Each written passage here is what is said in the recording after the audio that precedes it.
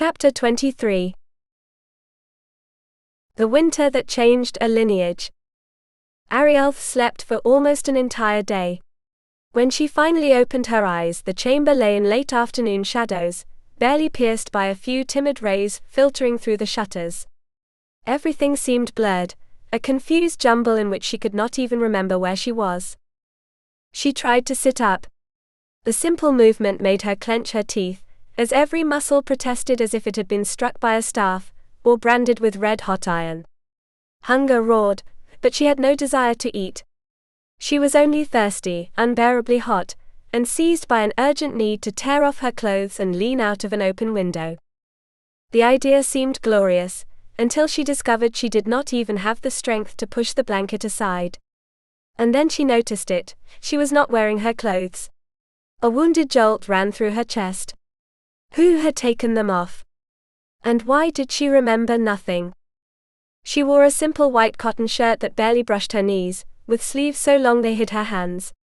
The garment felt familiar. She had seen it before. Of course. It was a man's shirt. And by its size it belonged to Draven. She remembered, or thought she remembered, that he wore one just like it the night they had slept together in the tent, or had it been 2 nights ago?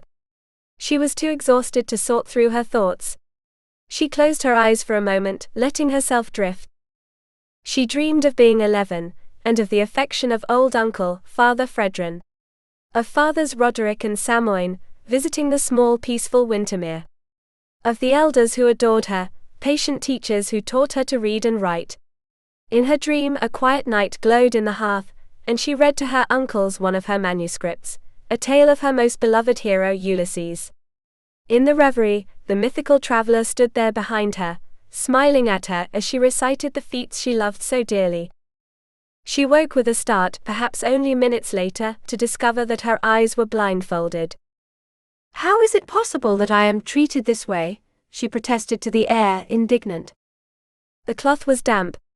She tore it away with a growl wholly unbefitting a lady, and she would have sworn she heard a muffled laugh in the room. Confused, she noticed another strip of fabric tied tightly around her forehead. Had she not already removed it? She shook her head, frustrated. Someone was murmuring nearby, but the words reached her wrapped in an incomprehensible buzzing, as though the whole world were speaking in a tangled dialect. That insolent whisper stirred her temper, and Arielleth opened her mouth to unleash a complaint worthy of an entire castle. A cool blanket fell over her shoulders. The contrast with the heat consuming her made her sigh. She needed air. Real air. Opening a window and breathing deeply was, without doubt, her only salvation from that infernal suffocation. For a second she thought she might be in purgatory, but corrected herself at once. She knew herself to be a good girl. She was going to heaven by all the saints, and no one would convince her otherwise. Why could she not open her eyes? She felt hands on her shoulders, and then the cool touch of a cup against her lips. She drank a tiny sip, before the water was taken away. That was cruelty indeed. She frowned as much as her weakness allowed. Someone was mocking her. And then a luminous, absurd revelation took shape in her fevered mind. She was in Hades. Not in purgatory, not on earth, but in the realm of monsters and shadows that had tried to deceive Ulysses. And now they were trying to deceive her. But she had no intention of yielding. Monsters did not frighten her, they enraged her. The old priests had lied, the creatures of the stories existed, they were all around her, waiting for her to open her eyes. And where in the devil's name was Ulysses? How dared he leave her to fight alone? Had he not heard of her previous exploits?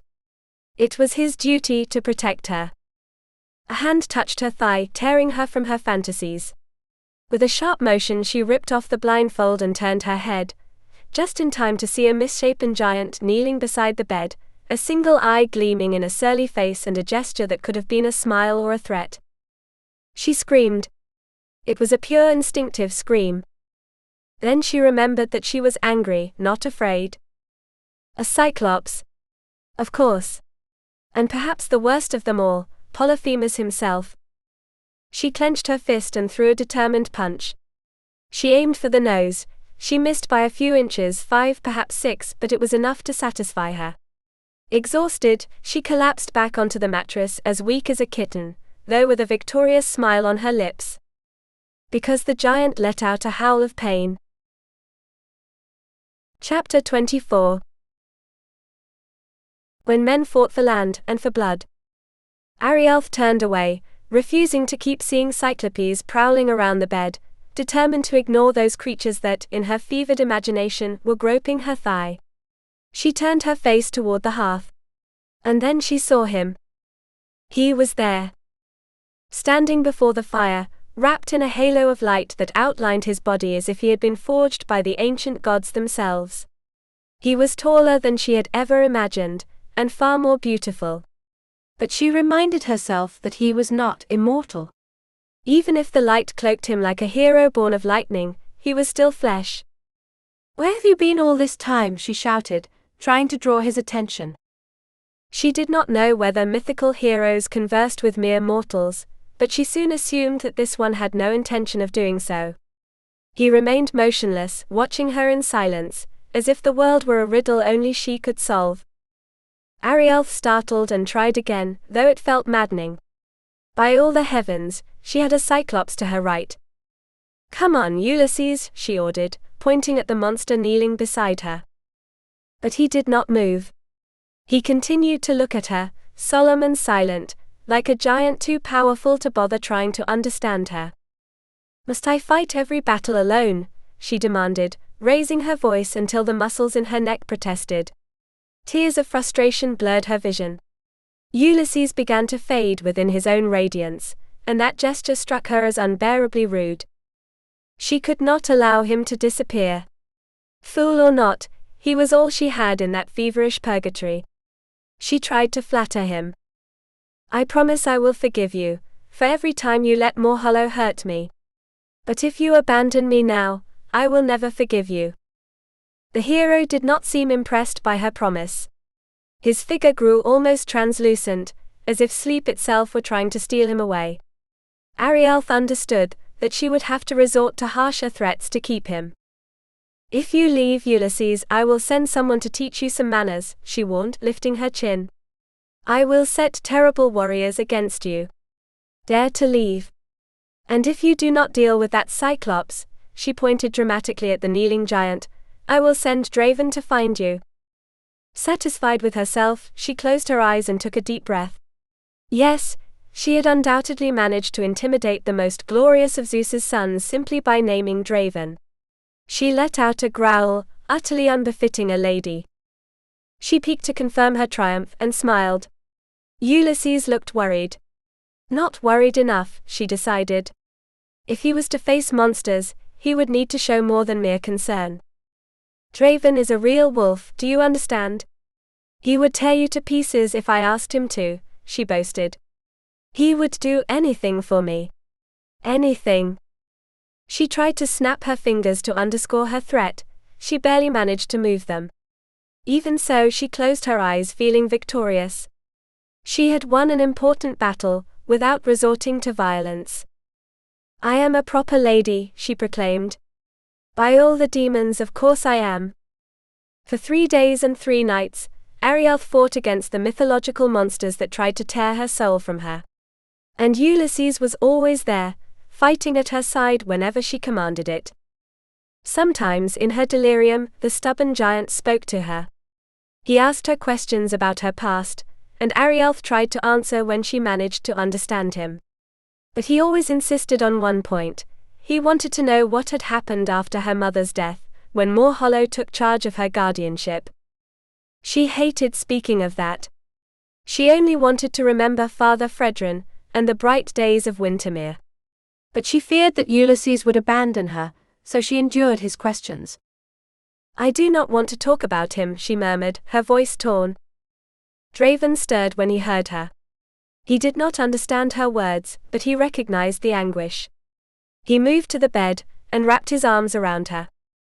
"Calm yourselves, Arielleth," he whispered. "Try to sleep." It was horrible, when he forced me to leave Father Fredrin's house. He came to my room every night.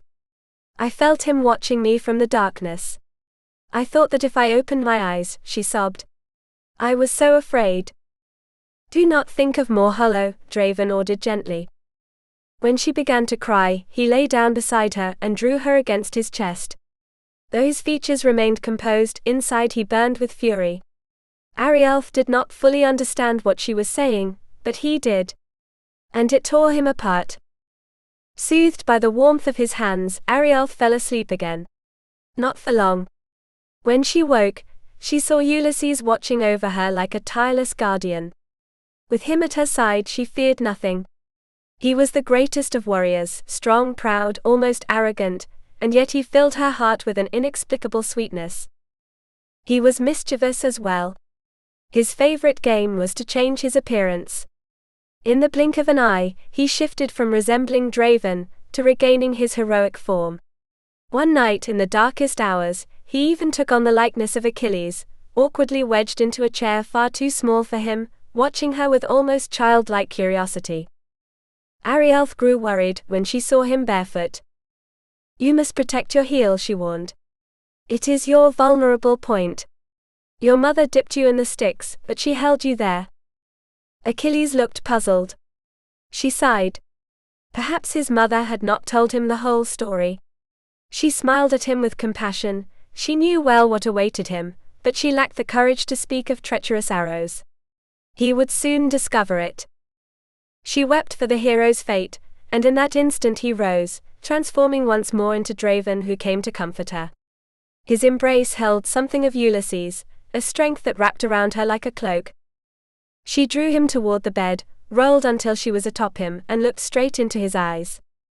My hair is like a curtain, she whispered. It hides your face from everyone, except me. What do you think, Draven? He smiled faintly. I am Draven again now, am I not? You do not know what you are saying, Arielleth. You are burning with fever, that is what I think. Will you call for a priest? She asked, suddenly uneasy, her eyes filling with tears. Do you wish it? He replied. No, she cried. If you call a priest, it means I am going to die. And I am not ready, Draven. I have many things to do. And what would you like to do? He asked, amused by the fierceness of her expression. Arielleth lowered her face, and rubbed her nose against his chin. I think I would like to kiss you, Draven. Would you be angry? You must rest, he objected. He tried to pull away, but she clung to him like a vine. Draven did not move. He did not want to hurt her. And truthfully, he preferred her to remain exactly where she was. If you kiss me just once, then I will rest, she promised. She did not give him time to answer. She took his face in her hands and kissed him. Ulysses was not a wolf, he was a weary sailor who learned to be more cunning than the sea. And yet, none of his feats sustained him as much as the memory of the woman who wove for him. Every hero has a compass. Sometimes it is glory. Sometimes it is a name. Hector did not fight for Troy, he fought for the embrace that awaited him beyond the walls. Every man, even the fiercest, has a place where his strength turns to tenderness. Chapter 25. The fever. Holy heaven, then she kissed him. Her mouth burned open, utterly surrendered. It was a wild, hungry kiss, and Draven could not, nor did he wish to, deny her a response. His hands slid slowly down her sides. When they brushed her warm skin, he realized the robe had slipped away, forgotten among the sheets. He caressed her with shuddering gentleness, climbing the rise of her hips until he delicately cupped the firm curve of her buttocks. It did not take long for him to burn as well, caught in a fever that had nothing to do with illness. Arielleth kissed him, as if she wanted to devour him. Her mouth sought his with pure hunger, her tongue playing with his until it stole his breath. When I kiss you, I do not know how to stop, she whispered against his lips, trembling. Is it as sinful as it seems, Draven? He noticed there was no trace of remorse in her voice, only naked desire. The fever had stripped her of all restraint. I have you beneath me, she went on, breathless. If I wished, I could do with you whatever I pleased. Draven let out a breath caught between protest and longing, which turned into a groan when Arielleth took his hand and guided it without the slightest shame to her breast. "No, Arielleth," he murmured, though he did not withdraw his hand. And how could he, when her skin burned beneath his fingertips? Her nipple hardened the instant his thumb brushed it, and another groan escaped his throat. "This is not the time for love play. You do not know what you are doing to me," he added, and his voice sounded as rough as the north wind slipping through the window. She suddenly burst into tears. "Draven, tell me that I matter to you. Even if it is a lie. Tell me." "Yes, Arielleth," he replied with a truth that weighed on his chest. "You matter to me." He held her close and drew her to his side. "And it is not a lie." He knew he should pull away, create distance before they were both lost. But his lips sought hers again, unable to resist. The gesture soothed her, and before he could smile at the fact, Arielleth was asleep once more, overcome by the fever. For 3 nights the fever ruled Arielleth's world and Draven's life. He did not allow Emric or Garin to come too close. He could not bear the thought that those burning lips, unrestrained by delirium, might touch anyone but him. No one else was to offer her comfort in those moments when she burned like an untamed flame. At last, on the 3rd night, the demons yielded. And on the 4th morning, Arielleth woke feeling torn to shreds. Draven was sitting in the chair by the fire, his face exhausted. For an instant, she thought he was the one who had fallen ill. She was about to ask when he noticed her gaze. He rose with a wolf's agility, and came to the bed. How strange, he seemed relieved. "You have had a fever," he said in a rough voice. "That explains why my throat hurts," she murmured. She barely recognized her own voice, harsh as ash. She looked around the room, in disarray as if a battle had broken out inside it. She blinked, bewildered. When she raised her eyes to Draven, she found his restrained smile. "Does your throat hurt?" he asked, and there was humor in his tone. "Do you find that amusing?" she protested, offended. He shook his head, yet he was still fighting a smile. Arielleth frowned. He had no right to look so charming in those black clothes that made him more severe, and more irresistible. His grey eyes, when he smiled, lost all hardness. They reminded her of someone, but she could not catch the memory.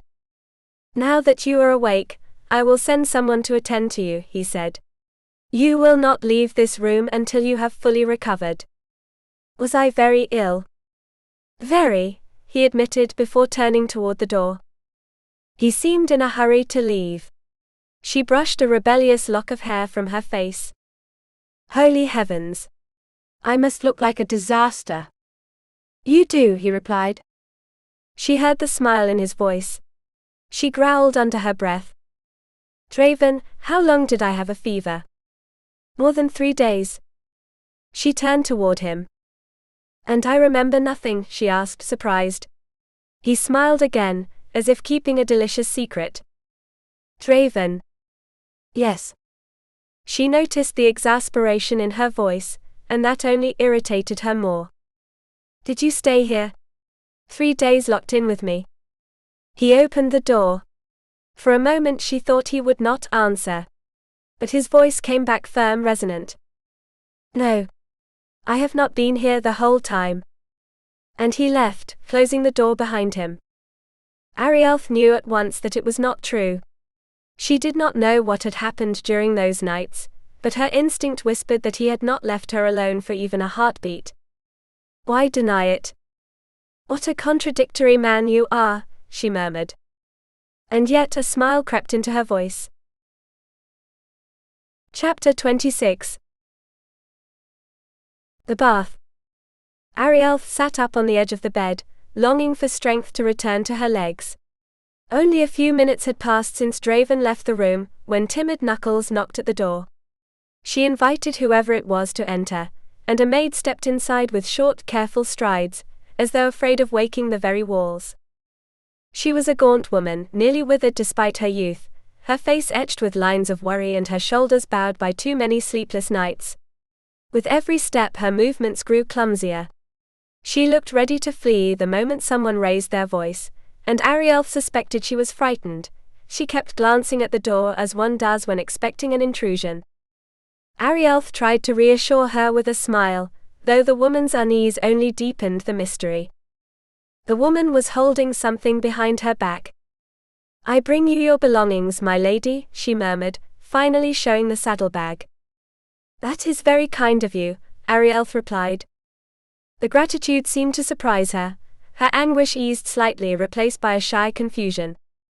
"I do not understand why you fear me so much," Arielleth said at last, deciding to speak plainly. "I do not intend to harm you, I swear it.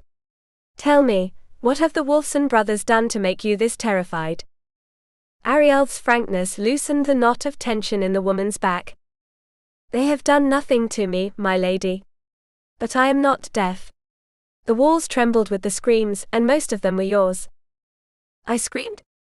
Arielleth pressed a hand to her chest, horrified. "You must be mistaken." "No, my lady," the maid insisted. "We knew you had a fever, but we did not understand what was happening to you. Wenleth will bring food shortly. I can help you change if you wish." "I am hungry," Arielleth admitted. She tried to bend her legs, testing their strength. "And I feel as weak as a newborn fawn. What is your name?"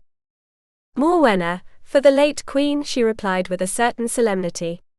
"The former one, of course, for our King William has yet to decide on a wife." Arielleth smiled faintly. "Morwenna, do you think I might have a bath? I feel sticky." "A bath, my lady?" Morwenna's eyes widened as though she had heard nonsense. "In the middle of winter? I am accustomed to bathing often, and it feels as though an eternity has passed since the last one." The woman clicked her tongue, incredulous. "A bath every day? For what crime?" "I like to feel clean," Arielleth replied gently. She studied the maid for a moment, and thought that a bath would do her good as well. But she held her tongue, fearing to wound her. "Do you think your lord will allow me such a luxury?" Morwenna shrugged. "As long as you remain in this room, you will have whatever you ask for. The Baron does not wish you to relapse. I will fetch a tub, and ask my husband to bring it up." "Do you have family, Morwenna?" "Yes, my lady. A good husband and a son who will see 5 summers. A little savage," she added with a trace of pride. "His name is William, for our old king, not the one who rules now." The door opened again. Another woman hurried in, carrying a board laden with bread, meat and cheese. "Wenleth," Morwenna scolded her gently. "There is no reason to be afraid. She is not as mad as we thought." Wenleth smiled broad and warm. She was sturdy, fair-skinned with chestnut eyes. "I am the cook, my lady. They told me you were beautiful, though far too thin. You should eat every bite or the wind will carry you off like a leaf." "She wants a bath," Morwenna announced. Wenleth raised her brows. "Then let her have it. If she catches cold, it will not be our fault." The 2 women kept chatting, as they set the room in order. Friends of many years, they interrupted one another with the ease of those who have shared many springs and too many winters. Arielleth found their exchange amusing. They helped her bathe as well. When at last the tub was taken away, she was exhausted. She had washed her hair, and now the damp strands took an eternity to dry. She sat by the fire on a soft hide, lifting the locks toward the flames until her arms ached. With a most undignified yawn, she lay back on the hide, intending to rest for just a moment. She wore only fine underclothes, but she did not wish to dress until her hair was completely dry. That was how Draven found her, surrendered to sleep, luminous in the glow of the hearth. Her golden legs drawn up against her chest, her face veiled by the cascade of her hair. A fleeting smile crossed his face. She looked like a kitten curled by the fire. Charming. Vulnerable. And if left like this, soon frozen. Arielleth did not open her eyes when he lifted her into his arms. She molded herself instinctively to his chest, as though he were her natural refuge. She sighed content, and Draven cursed silently. She smelled of roses again. He laid her on the bed, and tucked the blankets around her. He tried to keep his distance, to be the warrior he knew, but the temptation to stroke her hair was too strong. She slept with an innocence that tightened his chest. Yes, that was why he did not want to leave her alone. His need to protect her was almost painful. She was so pure, so trusting, and he knew he would never allow her to return to her brother. Arielleth was an angel, and she would not fall back into the hands of that demon called Morhollow. Draven no longer recognized his own habits. With a frustrated growl he headed for the door. Damn it, who was he now? And the cause of it all was Arielleth. She who surely had no idea was driving him mad. When she was near, the entire world shrank to her. He decided he needed distance, at least until he understood what troubled him so deeply. But the moment he made the promise, his mood darkened. He muttered a blasphemy, turned back, and closed the door softly. Like one fleeing his own temptation. Chapter 27. Boredom. Arielleth felt so weak that at first, the enforced confinement barely troubled her. But after 2 days of solitude, save for Morwenna's and Wenlith's visits, the room grew narrow as a prison. She paced from one end to the other, until she had memorized every crack in the stone, and then she tormented the maids so thoroughly, that they nearly followed her with their eyes. She tried to help with everything they deemed servants' work. She scrubbed walls, washed the floor. Not even the exercise eased her restlessness. She was like a caged animal, waiting for hours, almost praying for Draven to cross the threshold. She kept telling herself she ought to feel fortunate, if he had forgotten her. After all, wasn't she used to being forgotten? 2 more days passed, and she began to imagine throwing herself out the window just to break the monotony. Boredom was driving her to scream in silence. That was how dusk found her, leaning on the window, watching the sun bleed over the hills, thinking of Draven, and believing for an instant that she had summoned him by sheer longing. For the moment she admitted how much she missed him, the door opened with restrained force. And there he was. Tall, imposing, yet possessed of a serenity that made him even more beautiful. She could have spent the entire afternoon looking at him, Arielleth thought, with a blush she did not dare acknowledge. Emric will come to remove your stitches, Draven announced before moving toward the fire. He stopped by the hearth, arms crossed, with the posture of a man fulfilling a tedious duty. His coldness stung, but Arielleth chose not to show it. She offered him what she hoped was a calm look, though her heart raced. She was a vision. She wore a cream-colored dress, covered by a blue tunic cinched at the waist with a braided cord that traced her curves. Her hair, loose and wild like a Celtic queen's mane, fell over her chest. The golden curls, braided with red threads, awakened in Draven the immediate memory of their softness between his fingers. He frowned, irritated with himself. She unsettled him too much. He could not stop looking at her, nor could he stop admitting, though he would never say it aloud, that he had missed her. Then he noticed something. Arielleth was wearing the Wulfsen colors. He smiled despite himself. He doubted she knew it, and if she were not so devilishly beautiful, he might have pointed it out just to see her reaction. Arielleth lowered her gaze, unable to withstand the intensity of his eyes. She feared he might discover how much she had missed him, and that would hand him an unnecessary victory.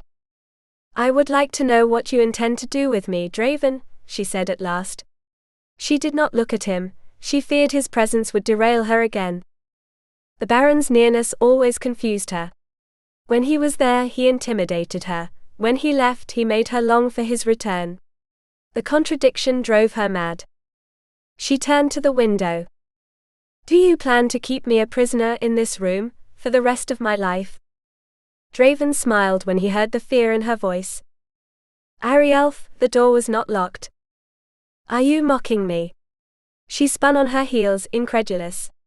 Do you mean to say I have not been shut up in this tower all week? Her voice rose. That I could have escaped.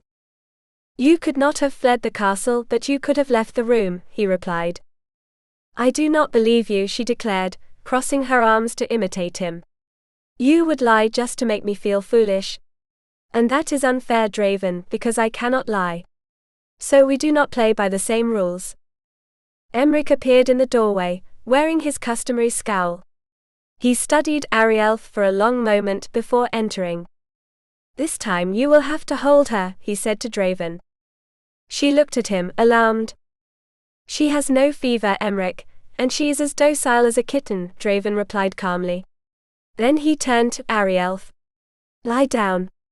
Emric needs to remove the bandage." Arielleth nodded, though shyness overcame her.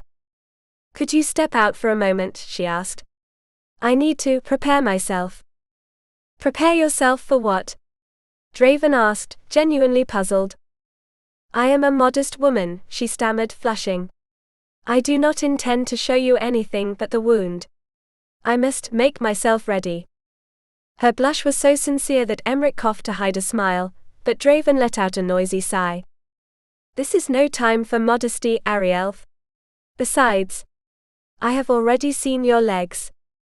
She shot him a look that could have toppled a wall, and hurried to the bed. She took a hide from the floor, covered herself with it, and lifted the tunic to bare only the bandaged area. She turned onto her side, and began to undo the wrapping with care. Emric knelt beside her. It was then that Arielleth noticed the purplish shadow beneath his left eye. It must have been one of Draven's brothers, she thought with distaste. Such brutal people, though Emric ironically treated her skin with exquisite delicacy as he removed the stitches. "I hardly feel more than a pinch," she murmured, relieved. Draven had moved closer to the edge of the bed, watchful, as though expecting her to spring up and flee. It was strange, and embarrassing to have two men staring at her leg. To distract herself, she blurted out the first thing that came to mind. "Why are there bolts on both sides of the door?" Draven blinked. "What?" "The wooden bar that blocks the door," she explained. "You had locks placed on both sides." "Why?" Her ploy worked. He turned toward the door, studied it, then looked back at her. "Well," she pressed. "Were you so confused when you built the door, that you did not know which side you wanted the bolt on?" An amused glint lit the Baron's eyes. "Arielleth, it is for the same reason the staircase is on the left side of the castle," he replied with feigned solemnity. She could not help smiling. When he smiled, he ceased to be frightening. "And what reason is that, my lord?" "Because I prefer it that way." "A very poor reason," she teased, catching his tone. Only then did she realize she was holding his hand. She let go at once, turning toward Emric just as he rose. "She is healed," the man announced. Chapter 28. A bond forged between fire and snow. Arielleth lowered her gaze to the sinuous line that ran across the upper part of her leg. The gesture of distaste tightened her face for a moment before she regained her composure, embarrassed by her own vanity. She was not a frivolous woman. "Thank you, Emric," she murmured, hiding the scar beneath the animal hide. Draven had not yet inspected his brother's work. He leaned forward to move the blanket, but Arielleth rejected his hand and gripped the rough edge of the hide tightly.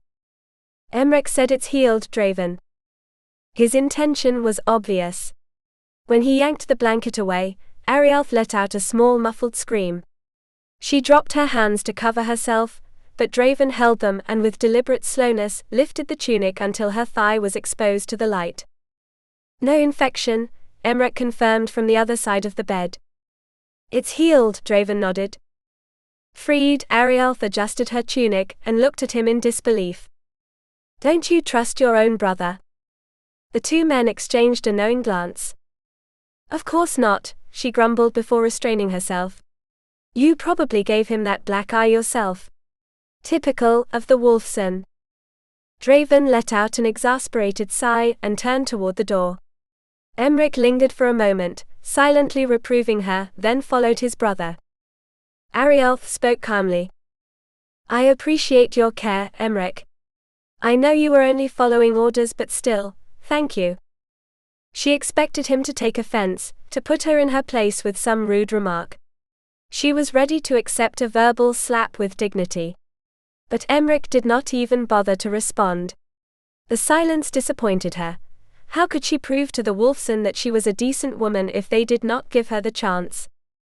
Draven paused in the doorway. Dinner will be served in an hour. Garin will come for you, he announced before disappearing down the stairs. Emmerich hesitated for a moment, looking at her as if weighing a riddle. Who is Polyphemus? Arielleth blinked, perplexed. A giant, the leader of the Cyclopes in the old songs about Ulysses, she explained. A monstrous creature, with a single eye in the center of his forehead. He ate several of his men for dinner. Emmerich snorted in horror. By the grace of God.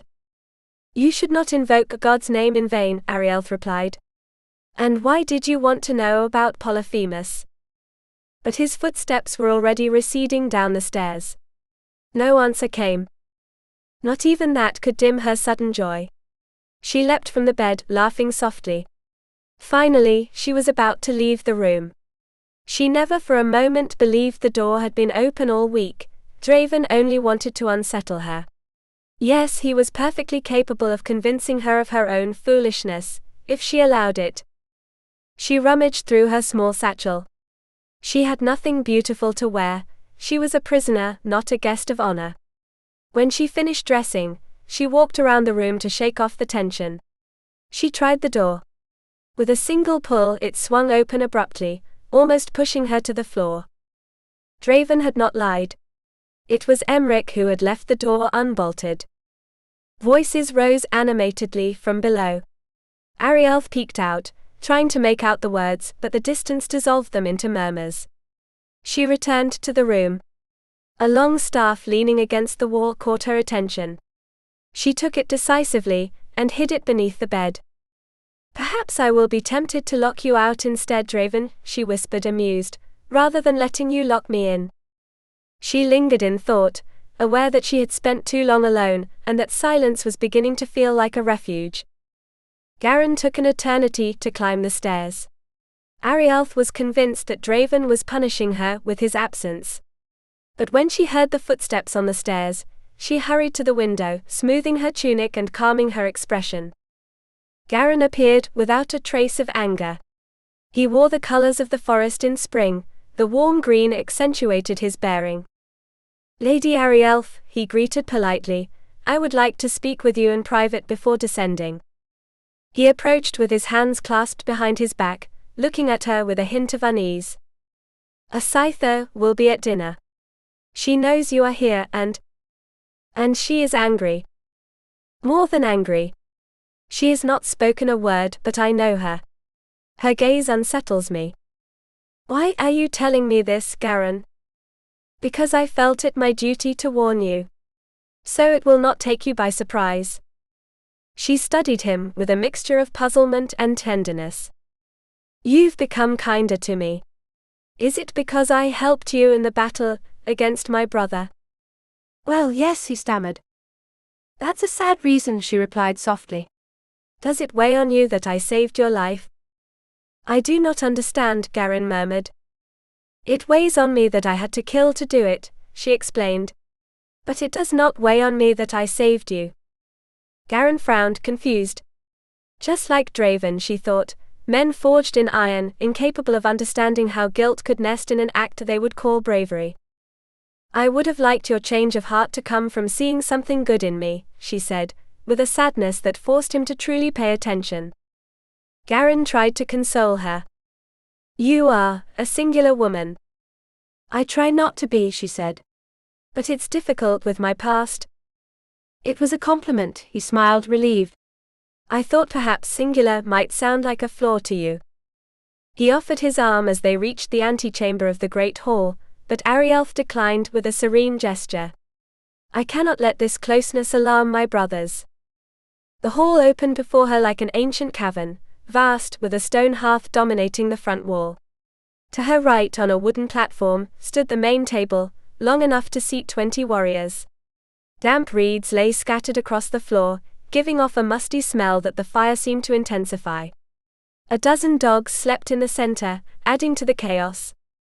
Arielleth suppressed a grimace of distaste. If the Wulfsen preferred to live in such disorder, she had no right to reproach them. It's not my house. When Garin gestured for her to proceed, they approached the platform. Emmerich was already seated, back to the wall, watching her with an inscrutable expression. She feigned ignorance with the same skill he feigned not examining her. The soldiers filled the benches. Only the seat beside the clan chief remained free.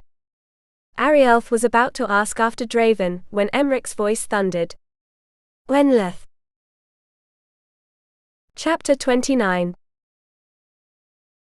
A war horn.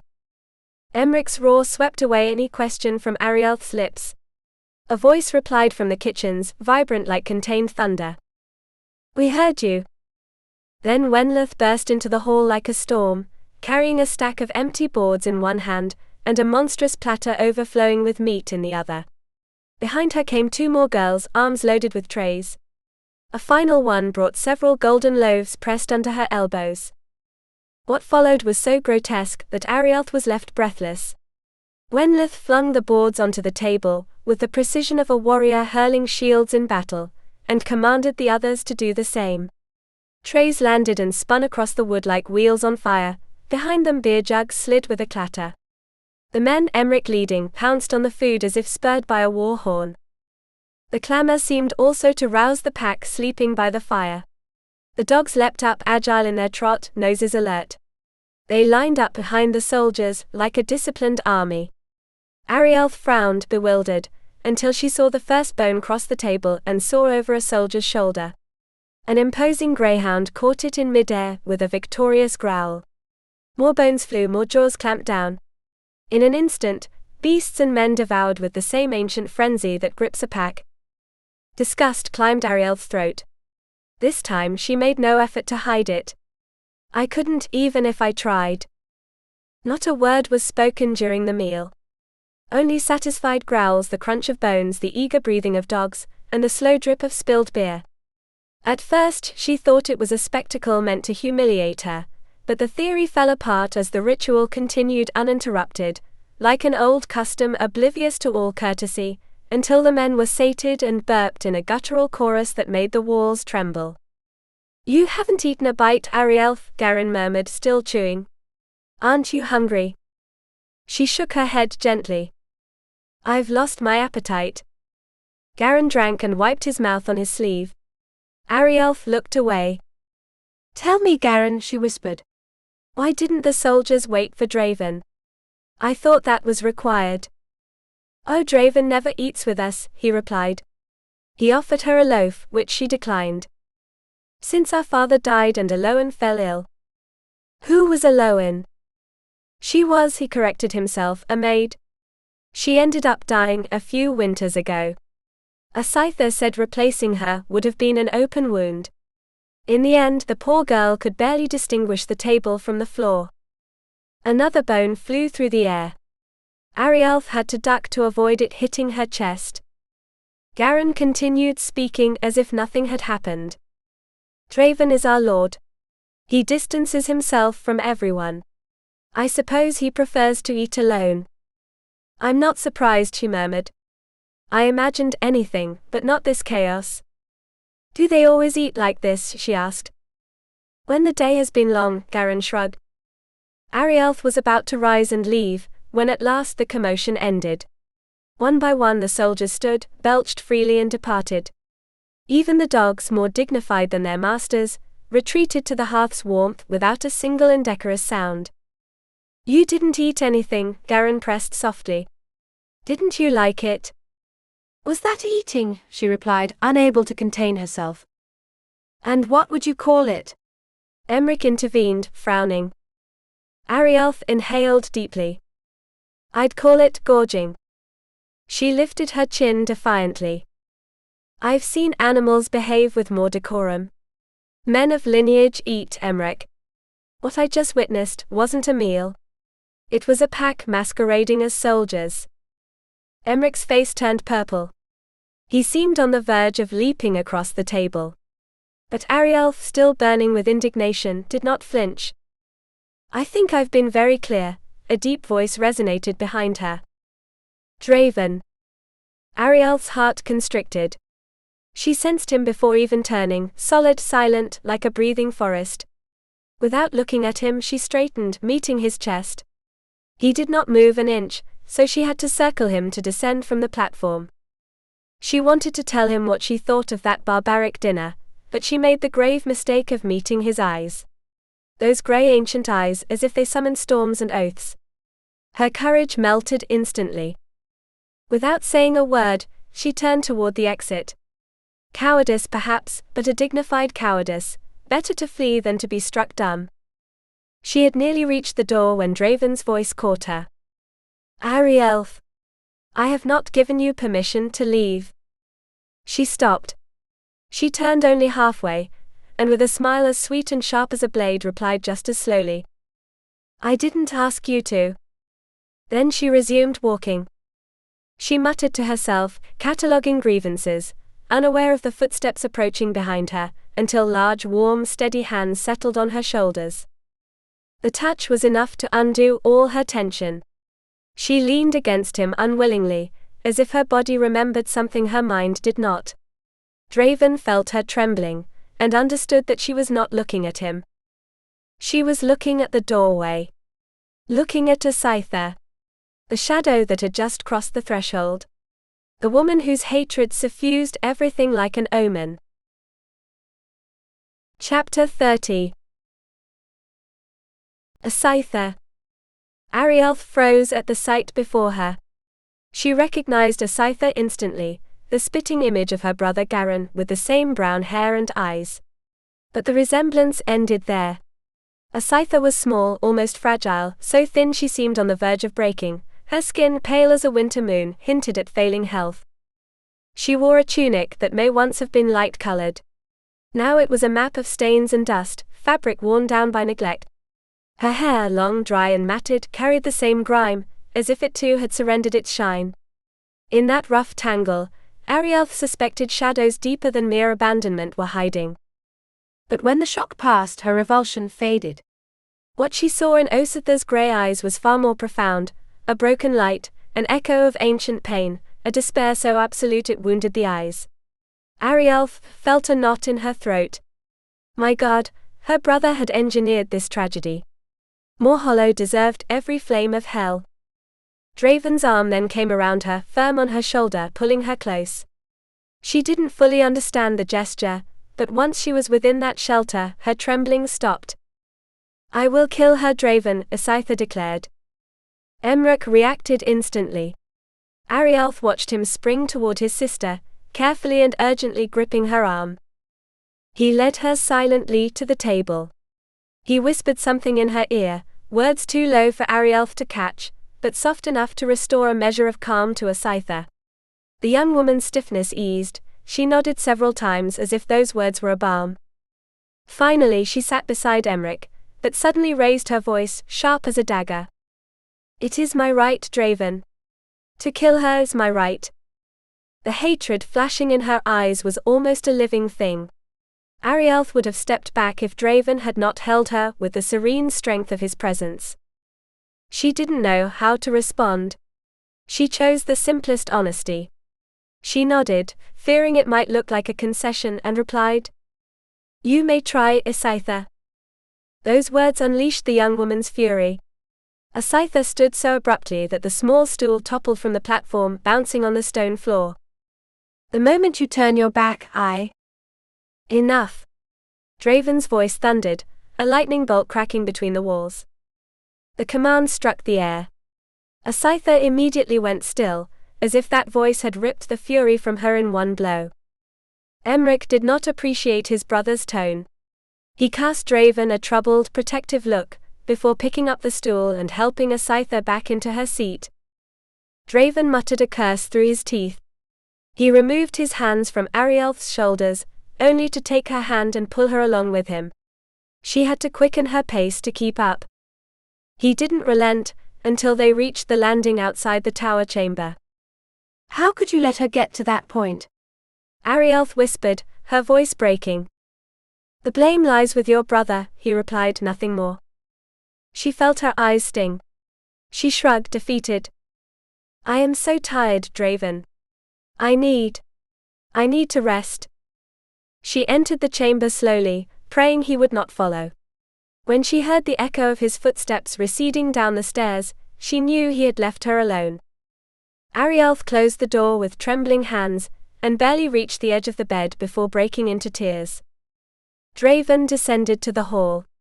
He knew what he had to do: convince his brothers to support the plan he had devised for Arielleth. A plan that, with every step, grew heavier in his chest. How can I bear this and still protect her? Chapter 31. She spoke. When Draven took his seat, Garin barely had time to offer him the jug before Emric struck without mercy. So now the Wulfsens protect Morhollow's sister instead of their own, he snapped. Arielleth hasn't done anything against a Scyther, Garin replied firmly. She's nothing like that demon of her brother, and you know it, Emric. We've treated her like an unworthy prisoner, and yet she hasn't uttered a single complaint. Don't try to make me her champion, Emric huffed. I admit she has courage, he conceded with a slight shrug. You've told me how she saved your life in battle. So many times I could recite it in my sleep, he added, fixing his gaze on Draven. But that's not the problem. The problem is that her very presence tears a Scyther apart. Exactly, Draven interjected, calm, almost implacable. And I'm glad. What are you saying? Emric exploded. Before you lose your temper, answer me, Draven said. When was the last time a Scyther spoke to you? In London, Emric growled. Just after we found her. And you, Garin? The same, Garin admitted, grim. She told us what happened, and then silence. She hasn't said a word since that night. Until today, Draven reminded. Today a Scyther spoke. To Arielleth. And you think that's a good sign? Emric threw up his hands incredulously. The only thing she said is that she plans to kill her. By all the saints, our sister swearing to murder someone is not what I'd call improvement. A Scyther is returning to us, Draven replied with grave calm. Right now she feels only fury, a fury that clouds her mind. But I believe that, with Arielleth's help, she can heal. Emric shook his head violently. When Mariellune came to see her, a Scyther didn't even look up. And you think a stranger can achieve what her own blood could not? Draven drew a deep breath. He seldom explained his decisions, much less asked his brother's opinions. He commanded his house as he commanded his men, his word was law. But a Scyther was their sister, and for once he had to share his judgment. We should bring Mariellune again, Emric insisted, stubborn as a rock. No need, Draven said. Arielleth will help her. We only need to guide her. A shadow of a smile crossed his face. She is the only one who can understand what stirs in Osither's mind. In the end, it will be toward Arielleth that our sister turns. Yes, Emric replied harshly. She'll turn toward your Arielleth, yes, but with a dagger in hand. We'll have to be cautious. I won't risk her life, Garin intervened. We should never have brought her with us. We should have left her anywhere Morhollow could find her. And to be clear, he added, pointing at Draven, she's not your Arielleth. She's everyone's responsibility. Arielleth is mine, Garin, Draven declared, voice low but edged with steel. Garin lowered his head, resigned. Emric watched with growing unease. For the first time in a long while, he agreed with Garin, and that unsettled him more than any threat. Perhaps we should have abandoned her, he murmured, testing the waters to suggest they could still give her up. Draven slammed his fist on the table. The jug tipped over, and would have fallen if Garin hadn't caught it midair. Arielleth is going nowhere, Draven thundered. And I won't ask again, Emric. Are you with me? For a moment that seemed endless, the two brothers measured each other in silence. We'll do as you say, Emric finally conceded. Draven nodded. Garin watched intrigued. There was something hidden in that exchange, something he still could not grasp. So it shall be, Draven confirmed, turning to both of them. Do you intend to challenge me? No, Emric grumbled. I'm with you. But I want you to be aware of the consequences. This will bring a storm. You won't make me doubt. Garin decided to wait, for a more opportune moment to question Emmerich. But there was another question he could no longer contain. Draven, what did you mean when you said Arielleth only needs guidance to help a scyther? Draven turned to him. His mood, tempered by Emmerich's obedience, was almost kind. Arielleth has lived through things that allow her to understand the darkness that dwells in our sister, he explained. My intention is for them to spend time together. Emmerich, you will accompany a scyther each night. Garen, you will do the same with Arielleth. She doesn't seem to fear you. She would fear me? Emmerich asked, genuinely bewildered. Draven ignored him. It doesn't matter if either resists. Drag them if you must, but they will eat together. A scyther will tear that creature apart, Garen protested. Arielleth could never. The sweet Arielleth, Draven interrupted with restrained exasperation, has a spirit as fierce as a storm on the cliffs. We only need to give her a little push. What the hell are you talking about? Garen almost shouted. She's a lady. A lady. Emmerich laughed for the first time in a long while. A lady with a delightful left hook, Garen. And very proper, yes. She shouted so loud she could have woken half of England. She had a fever, Garen grumbled. We should have cut her hair to chase out the demons. She wasn't herself. She didn't even notice that she left Emmerich with a black eye. You don't need to defend her to me, Draven said, shaking his head. Then, what will you do with her? Garen asked. Keep her safe, Draven said, standing. He was about to leave the hall when Emmerich caught him with one last warning. She won't be safe when a scyther fully awakens. Arielleth is going to face a true hell. A hell for all of us, Draven roared. But God willing, it will be over soon. Without another word, he left for the lake for his usual nightly bath. The cold could not extinguish the flame burning in his thoughts. Everything led back to Arielleth. Fate was an ironic master. Of Morhollow's lineage, she had inherited not malice but a hidden light. She was a woman worthy of admiration. She hid her essence beneath veils of timidity, but Draven had seen it, if only fleetingly, the true Lady Arielleth, the one burning beneath the snow. It had taken a delirious fever to reveal her sensual nature. Yes, she was sensual, alive, irresistible. And perhaps, he thought as the icy water bit his skin, a scyther could help her too. Both were wounded. Both confined. Perhaps together they would learn to heal. Chapter 32. A large animal. The icy water finally cleared his mind. When he finished his ritual, he would go to her. That sudden impulse, so strange for him, gave him the strength to endure the nightly ordeal. Arielleth had just opened the shutters when she saw him heading toward the lake. He had his back to her, as if the world didn't deserve more than a single glance. When he reached the shore, he let each garment fall with the indifference of a warrior who fears nothing, not even the cold, and plunged without hesitation into the silvery darkness of the water. She felt no shame watching him naked. Her astonishment erased any modesty. What kind of fool would dive into an icy lake under a winter moon? Besides, he was still facing away, sparing her the embarrassment of meeting his gaze. She had never imagined he would actually immerse himself. But he did, with the impassive resolve with which he seemed to face everything. The moon, round and high like an ancient silver seal, gave enough light to follow him across the lake and back. She didn't lose sight of him for a moment. And yet, out of decency, she narrowed her eyes as he emerged and walked back to the shore. She waited a long, slow breath, then another, before daring to look again. Draven stood at the water's edge, half his body still submerged, like a sun scorned by an ancient god, a torso sculpted by war and open-air life. He made no effort to put on his tunic, he threw it over one shoulder as if winter could not reach him. She shivered at the draft sneaking into the room, yet he advanced with the arrogant calm of someone who considers the world too soft to disturb him. Her heart raced faster as he drew near.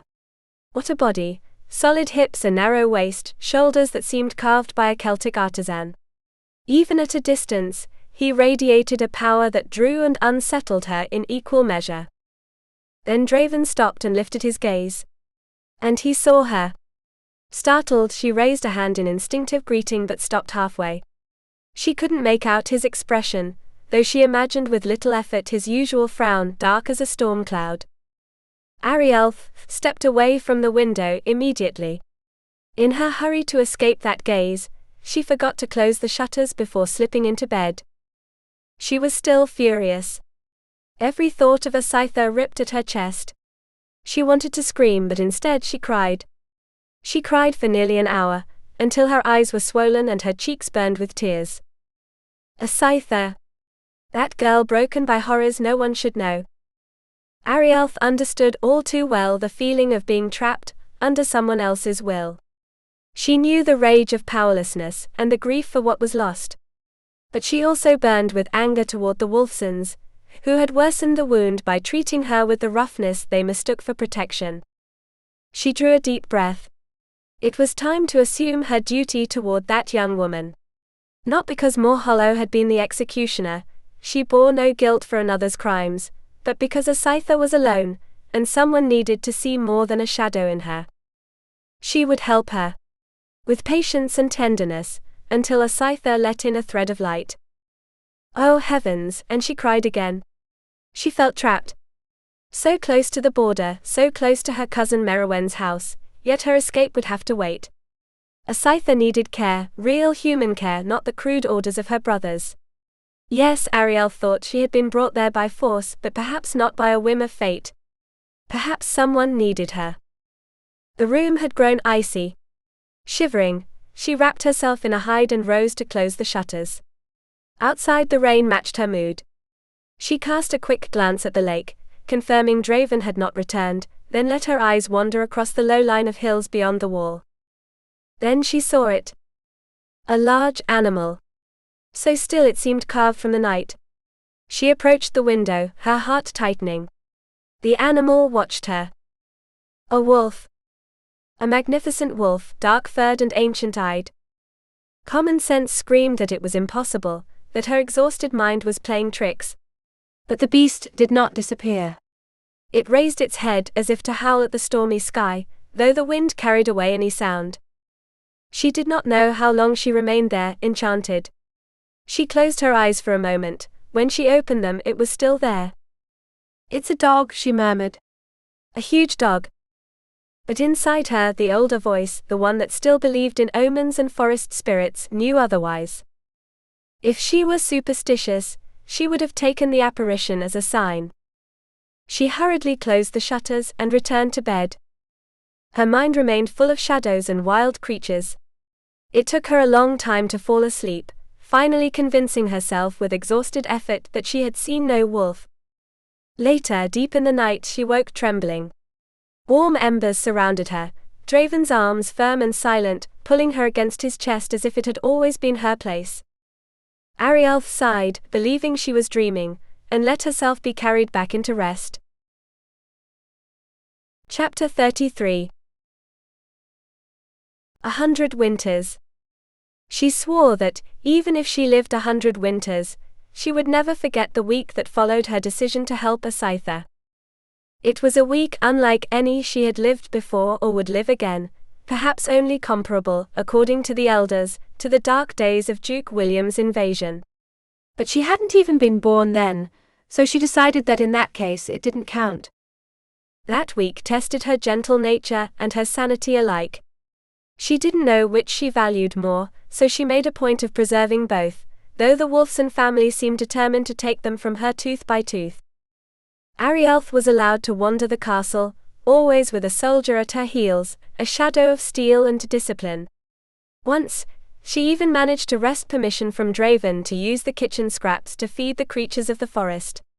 Since the soldier had heard the authorization directly from the Lord himself, he was the one who convinced the sentinel at the drawbridge.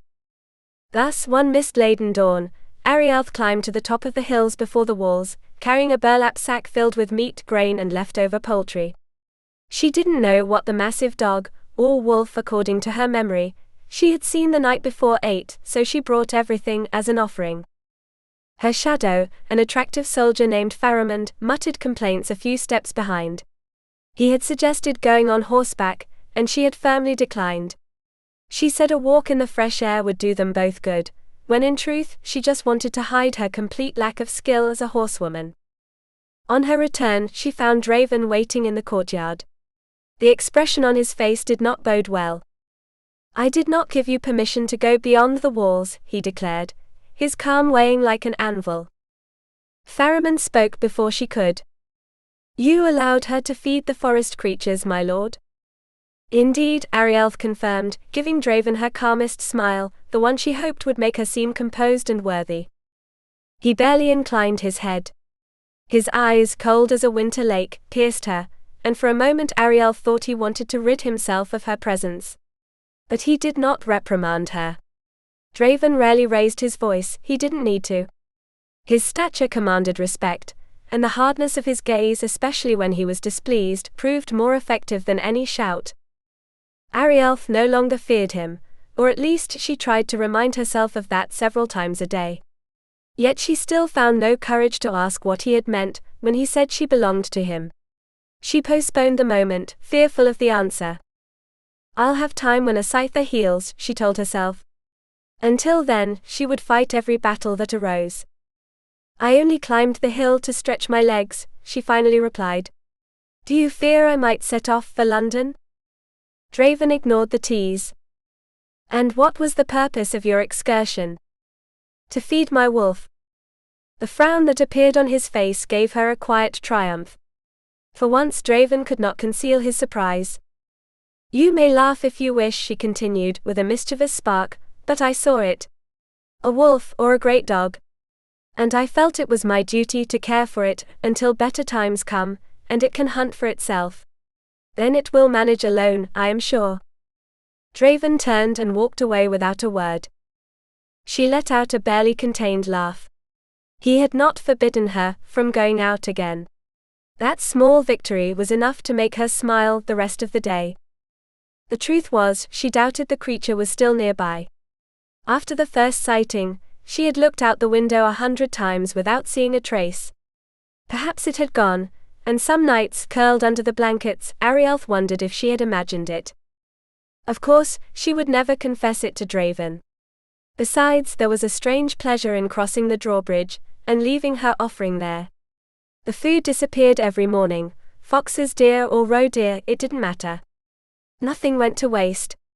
And incidentally, it irritated Wulfsen. She did it for that reason alone, she told herself. And by the way he avoided meeting her gaze, she suspected she had succeeded. The days would have been sweet had it not been for dinner, that daily ritual that bent her shoulders and tested her patience. She spent most of her time outside, ignoring rain and cold. Wenleth had lent her the old dresses of Marielune, Draven's elder sister. They were loose, slightly outdated and faded, but clean and soft as her breath. And above all, warm. Each afternoon she visited the stables with a lump of sugar for Draven's magnificent white horse, which she had renamed Silas.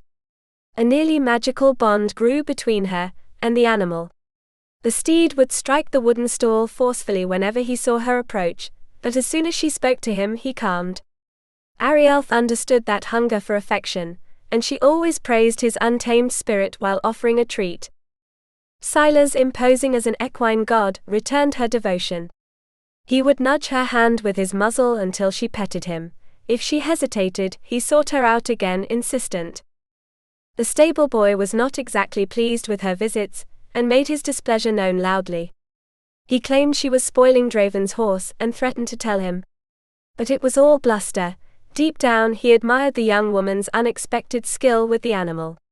He himself tensed whenever he had to saddle the horse, and this seemingly fragile girl feared nothing. By the third day he spoke to her naturally, and by the end of the week they were friends. His name was Torvin, Morwenna's husband. Their young son William had not yet left his mother's skirts, but Torvin awaited proudly the day the boy would become his apprentice and inherit the family tradition. Silas would let you ride him bareback, milady, Torvin said, showing her his little domain. Arielleth smiled. He too had adopted the name she had given the horse. I've never ridden bareback, she confessed. And to be honest, Torvin, I haven't ridden much at all. When the rain stops you could try, he suggested kindly. She nodded. If you don't know how to ride, I wonder how you got from place to place. On foot, he answered. He laughed at her incredulous expression. There's no shame in admitting it. I have a gentle mare you could practice on. I don't think so, Arielleth replied. Silas might take offense, and we shouldn't upset him, right? Shouldn't we? Torvin repeated, confused. I will learn with Silas. Do you wish to ride the Baron's horse? He stammered as if he were choking. I know well whose it is, she said calmly. And fear not its size. I have ridden it before. With the Lord's permission, I will obtain it, Torvin. Her smile disarmed any protest. Torvin, completely convinced, bowed as if some ancient truth had been revealed to him. When Arielleth left the stables, her guard followed immediately, silently reminding her that she was not a guest of the castle, but a prisoner. Yet Faramond had softened over the days. He no longer seemed bothered by his duty. From the way others greeted him, Arielleth inferred that he was respected. He had a youthful smile that contrasted with his strength and height.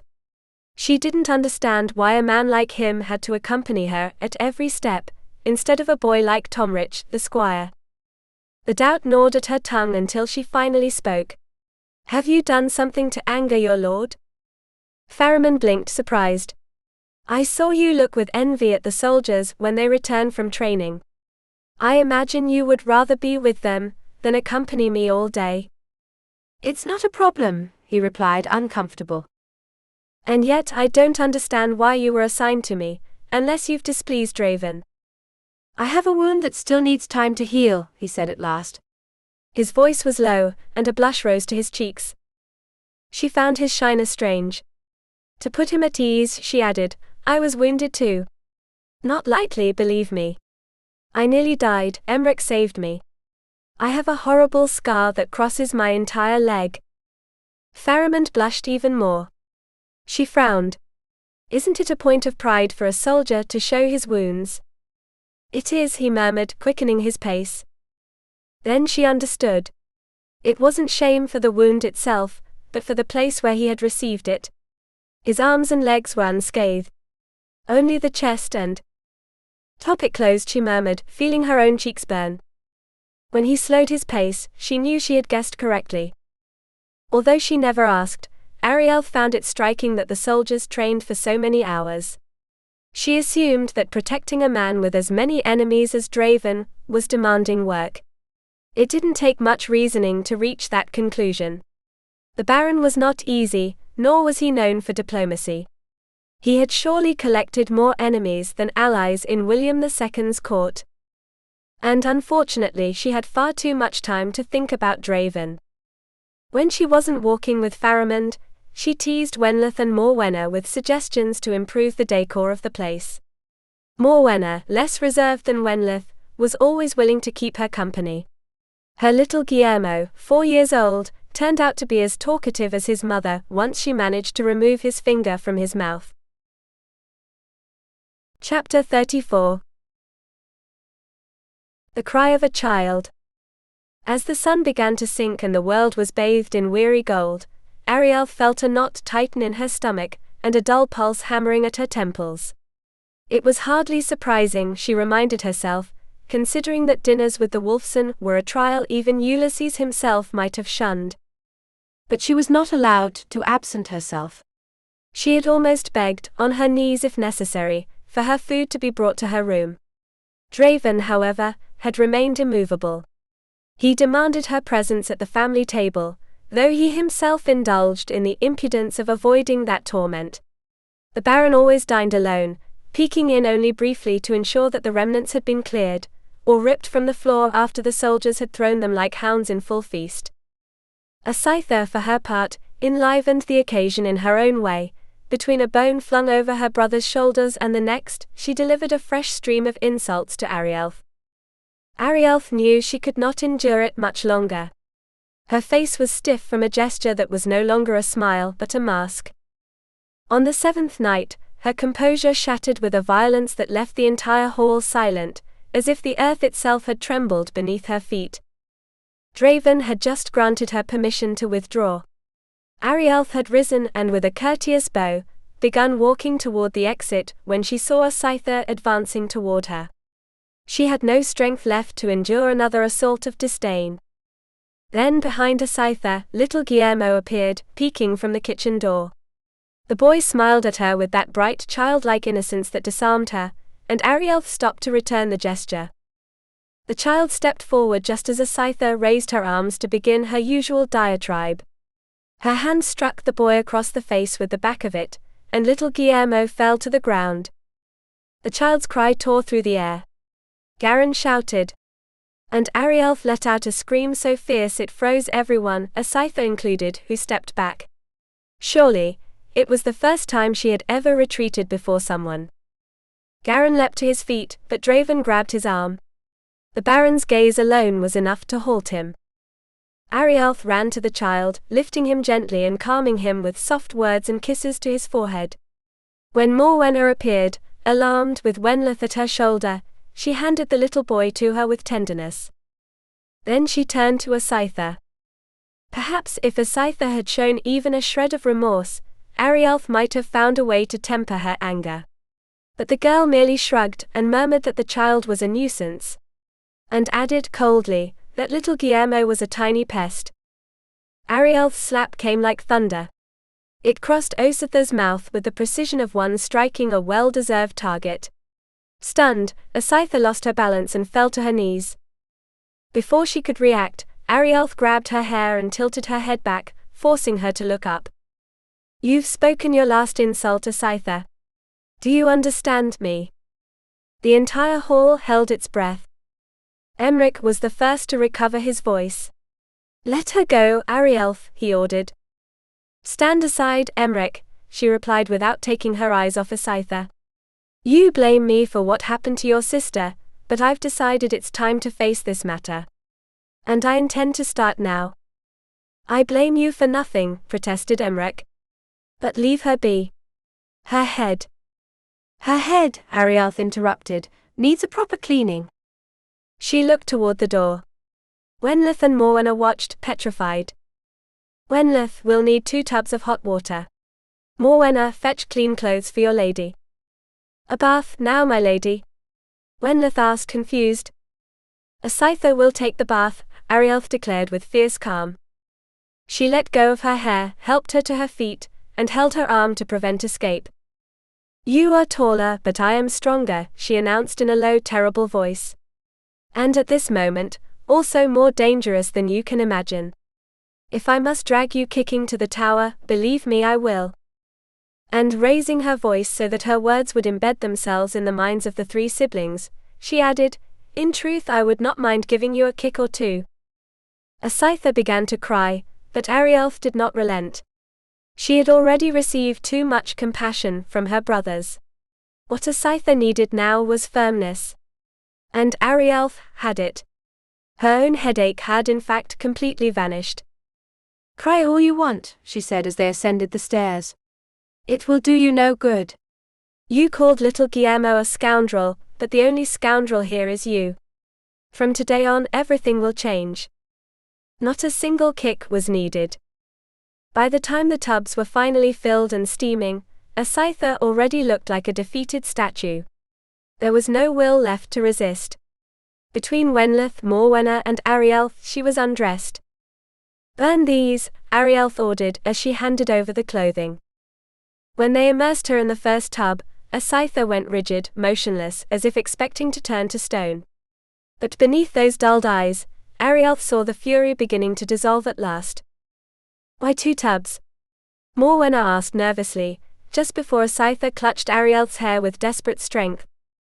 What followed was an explosion of water, shouts and splashing. Morwenna watched her gentle Arielleth, her delicate Arielleth, push Ositha's head under the water. My lady, she can't breathe like that. Morwenna murmured, horrified. Nor can she spit, Arielleth replied, each syllable sharp as a knife. Wenleth ran off. No wind was faster than her when carrying scandalous news to the common room. Morwenna stayed. She was scared, yes, but Arielleth had protected her child. And for that, she would remain at her side.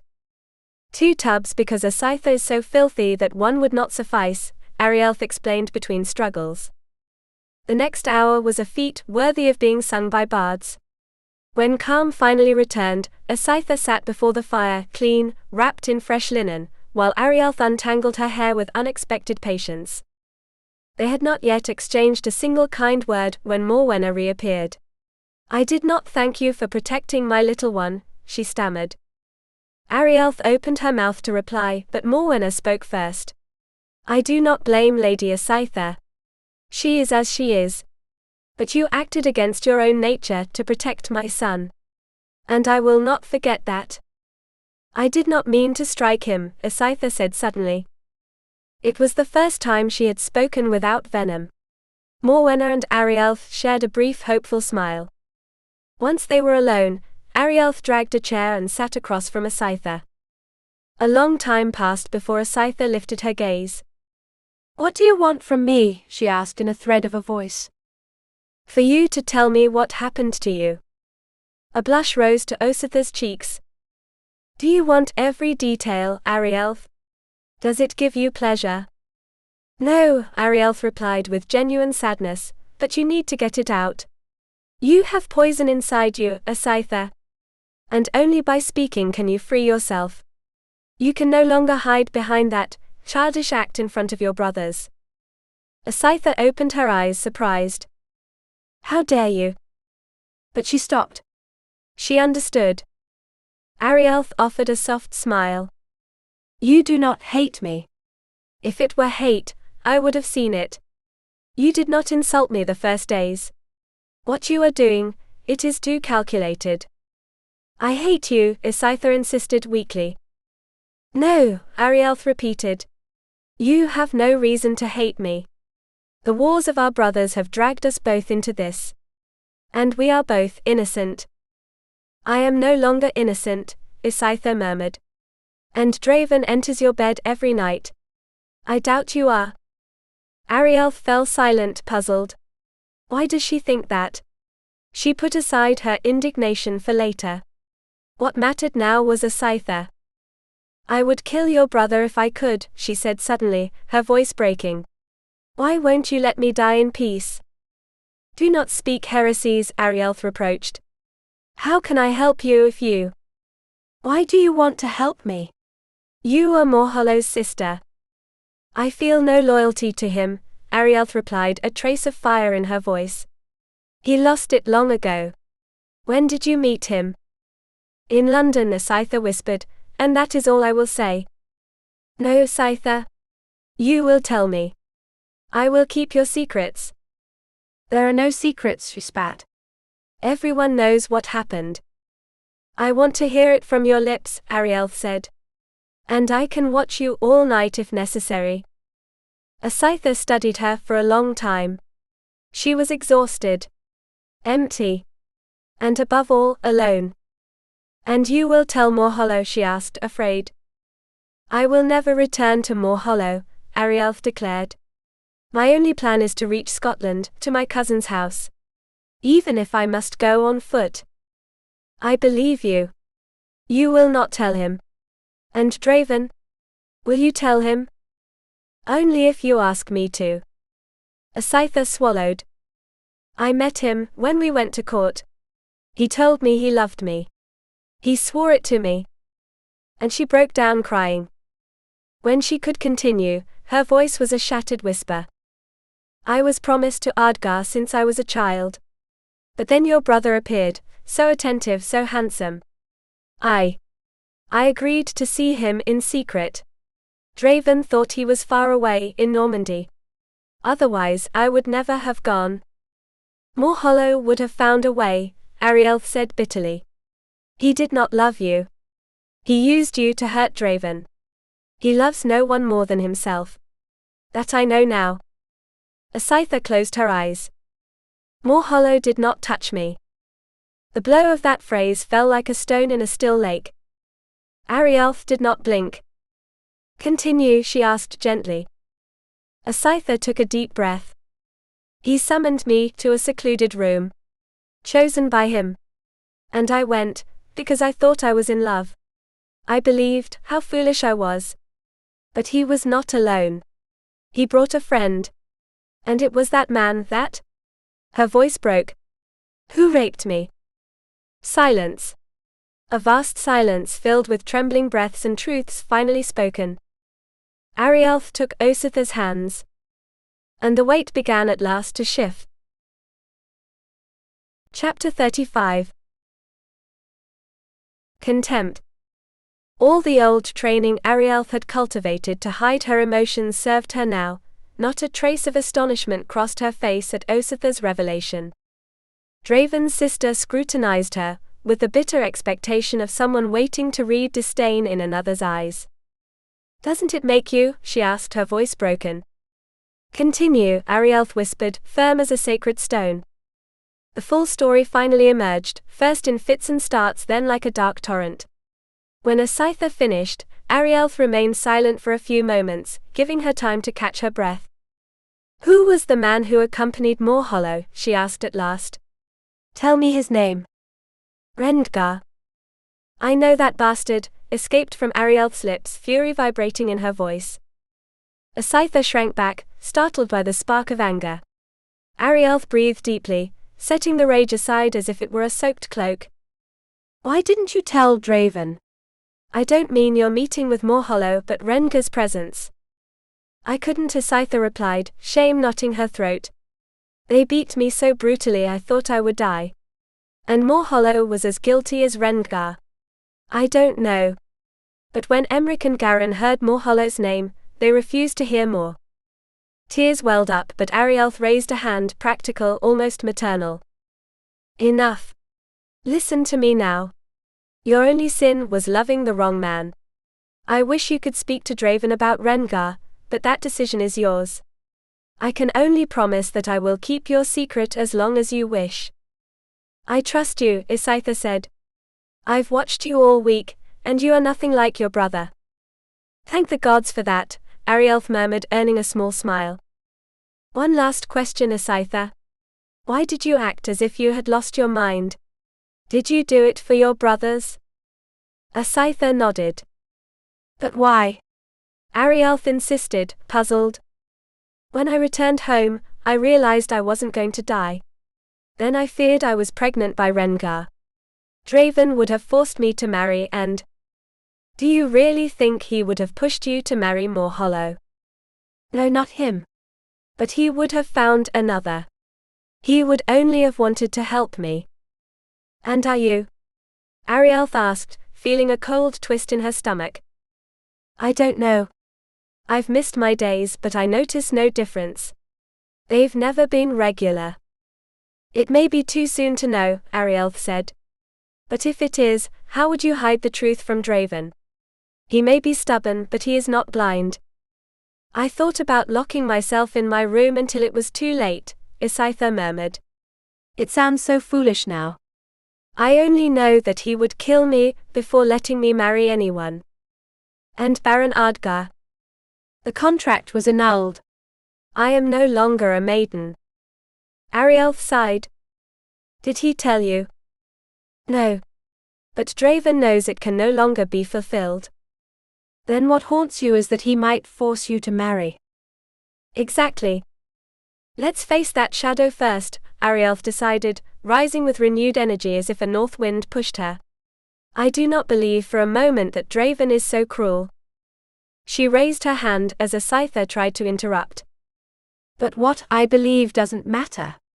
What if I manage to make him promise that you may remain here as long as you wish, no matter the circumstances?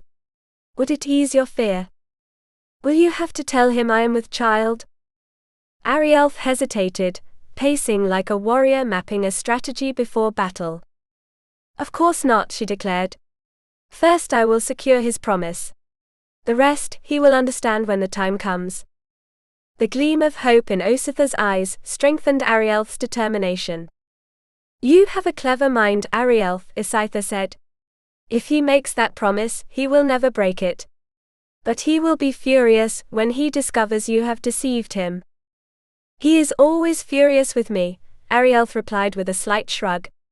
"He does not intimidate me. He is tempestuous, yes, but his heart is not of iron. I know, or at least I hope I do." She knelt beside her, softening her voice. "Promise me at least that you will not fear for this possible child. What was done to you was torment, and that may be the cause of your absence. Elisane the woodcutter's wife lost her days 2 months after a mortal fright, and she was not pregnant. And if I were..." Ositha swallowed.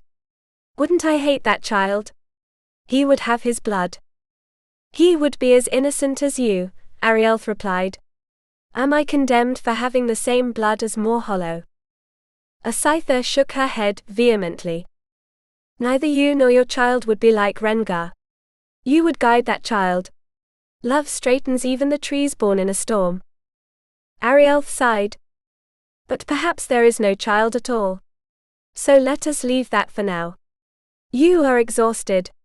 You will sleep in my bed tonight, yours is not yet ready." Ositha let herself be led, docile as a child. "When will you ask Draven for the promise?" "Tomorrow. I will not forget." "I never want any man to touch me again," Ositha said, her voice hardened like the edge of a sword. "Sleep," Arielleth comforted her, tucking her in carefully. "Tomorrow is another day." Ositha studied her for a moment. "Forgive me for how I treated you. If you wish, I will ask Emmerich to speak to Draven so he will send you to Scotland." Arielleth sensed the true fear Ositha held for her elder brother. "I would prefer you not leave yet," Ositha added in a whisper. "I have been alone so long, am I too selfish to ask?"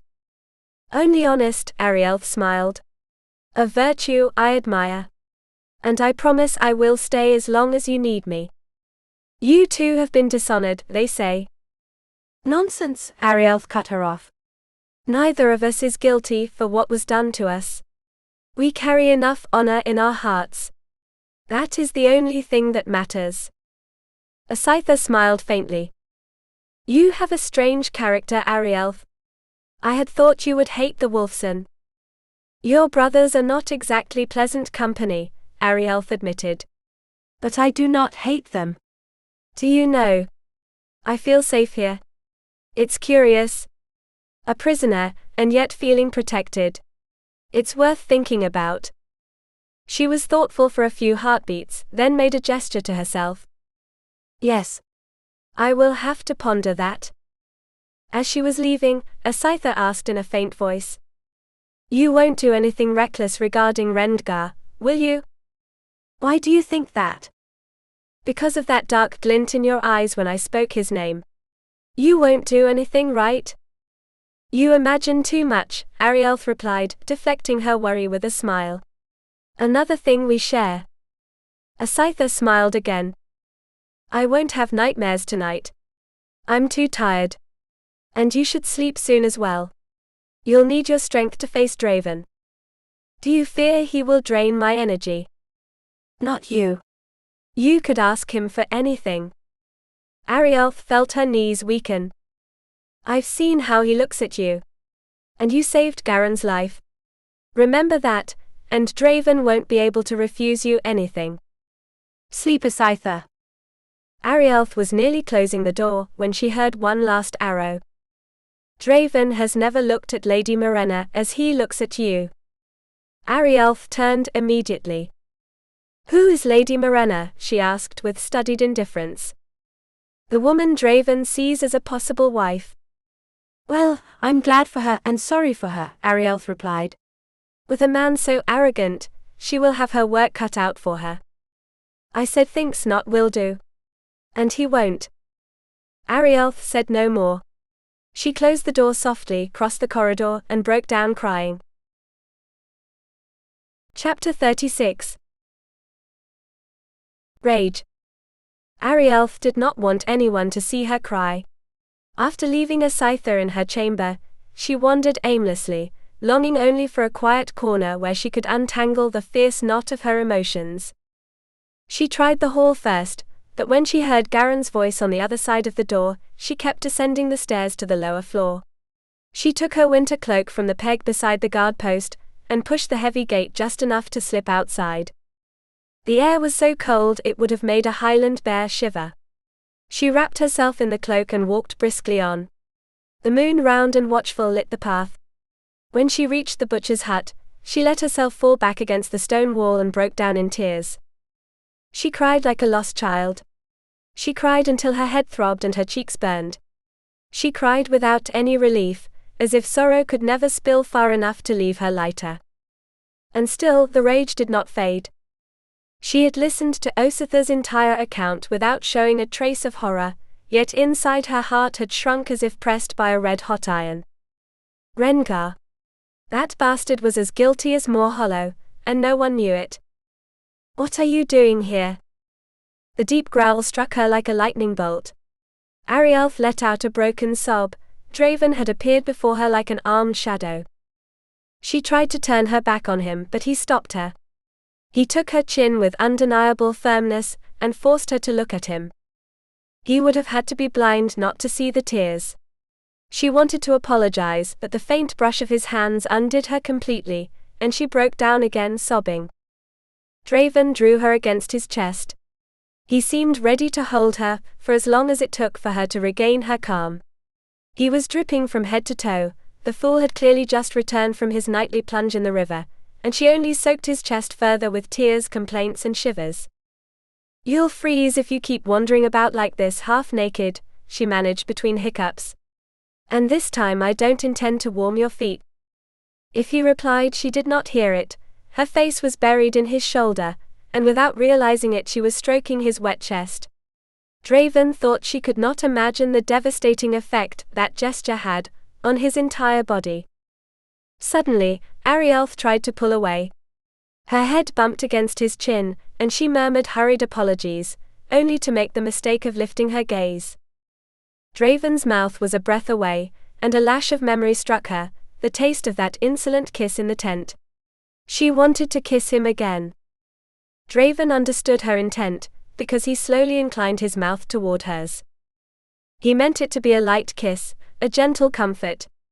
But Arielleth slipped her arms around his neck and parted her lips. Draven claimed them at once, tangling his tongue with hers. Gods, the taste of that woman! She set his blood alight with brutal speed, stripped him of restraint, forced him to love her with all the savage force of his body. The sounds escaping her throat erased any intention of holding back. He felt her tremble. Only then did he remember where they were. With visible effort he pulled her back a little, expecting some protest. He would have kissed her again and deeper, if she had not forestalled him. Draven was setting her on fire.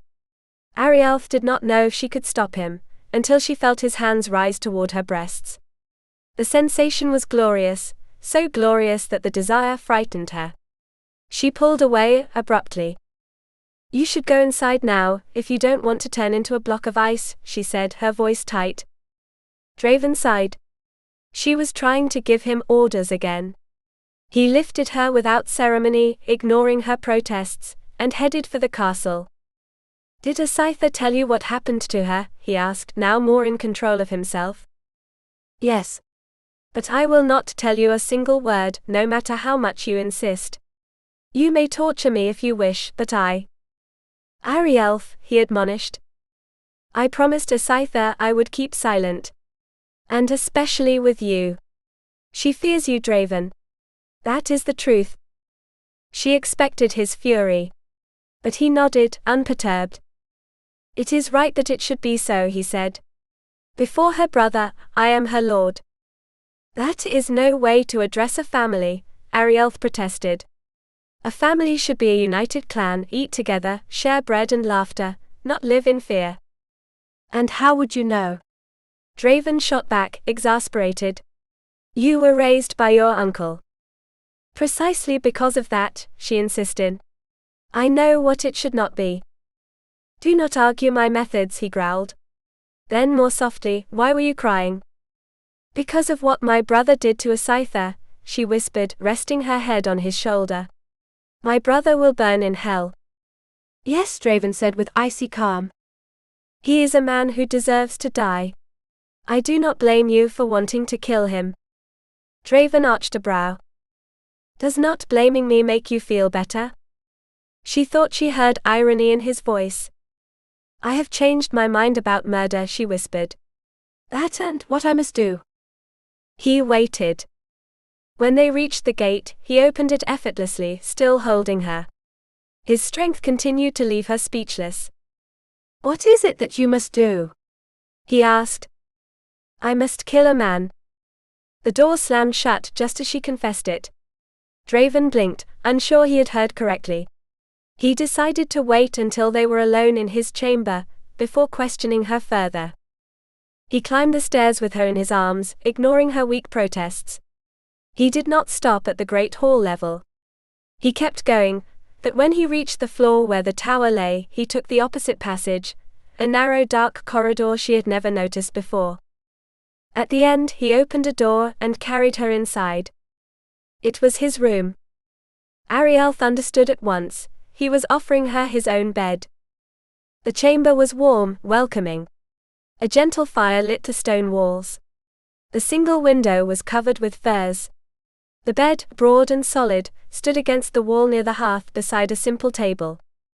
Nothing more. Simplicity, order, and a silence that felt ancient. The near-perfect cleanliness made her smile. So Draven appreciated tidiness too. Then, why did he allow the hall to be such a mess? I'll ask him someday when he's in a good mood. Maybe before I die an old woman, if I'm lucky. Draven did not seem willing to let her go.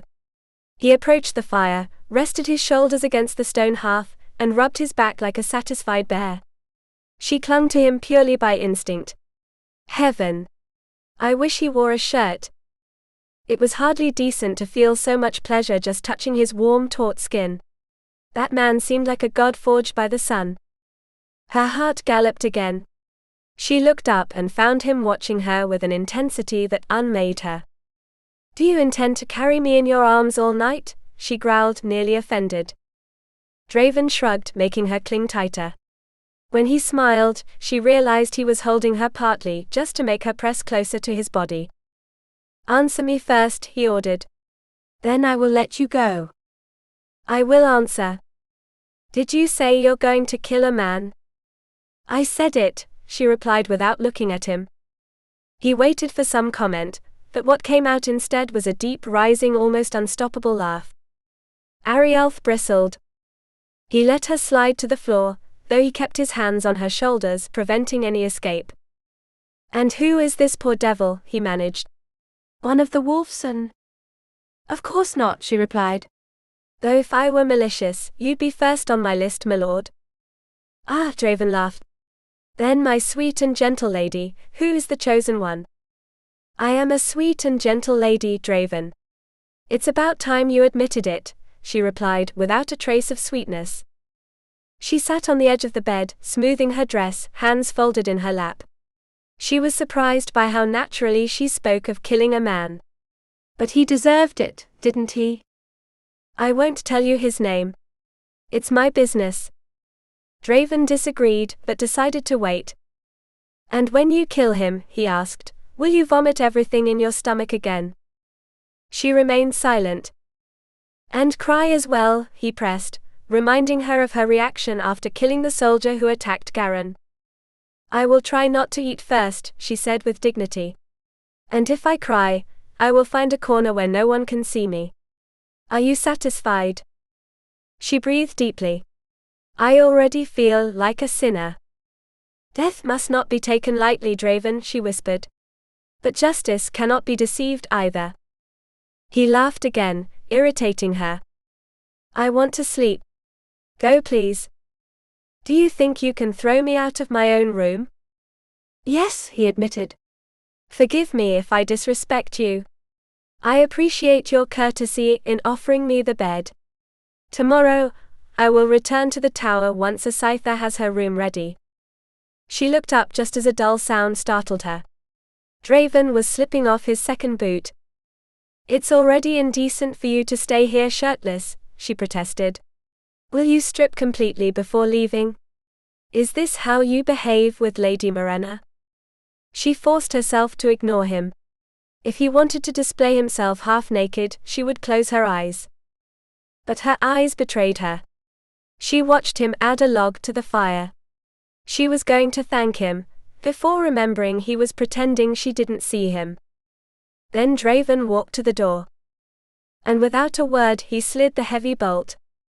Arielleth's eyes went wide. She was locked in with him. And there was no mistaking what that decision meant. Chapter 37. The stiletto. She let out an indignant gasp and leapt from the bed. Her intention was simple: flee the room and put as much distance as possible between herself and Draven before her sanity completely unraveled. She struggled with the bolt, ignorant of the strange mechanism that secured it. Draven watched her fight for a moment, amused that she didn't understand how the uncommon lock worked. Then he moved toward the bed.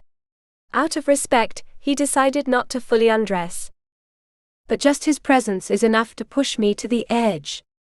"Come to bed, Arielleth," he commanded, settling onto the blankets with a lazy gesture. "I won't sleep beside you," she faltered. "We've already done that once." "Only once in the tent. And it was out of necessity. We shared warmth so we wouldn't freeze to death." "No, Arielleth," he corrected softly. "Since then I've slept beside you every night." She spun around as if struck by an impossible truth. "That's not true." "It is," he replied, grinning boldly. "How can you lie so calmly?" she demanded. She expected no answer. She returned to the door, determined to rip it open if necessary. Her reward was a splinter embedded in her thumb. She shrieked in frustration. "And now I have half a beam under my skin, thanks to you," she muttered, bending to examine her finger. Draven sighed from across the room. She didn't hear him move, until he was already beside her, grasping her hand with the speed of a wolf. The suddenness made her head collide with his chin. "You move like a predator," she protested as he dragged her toward the hearth's light. "And I don't mean that as a compliment, so stop smiling." He ignored her, drawing a dagger thin as a needle. Arielleth closed her eyes until she felt the first prick. Then she had to open them, afraid he might accidentally cut off a finger. She lowered her head, and her forehead brushed against Draven's. Neither of them moved. He smelled of wet forest and tempered steel. She smelled once more of roses. The splinter came out. Arielleth said nothing, but looked at him with a grateful glint. That expression tormented him. Every time she looked at him like that, he could only think of pressing her to his body and devouring her with kisses.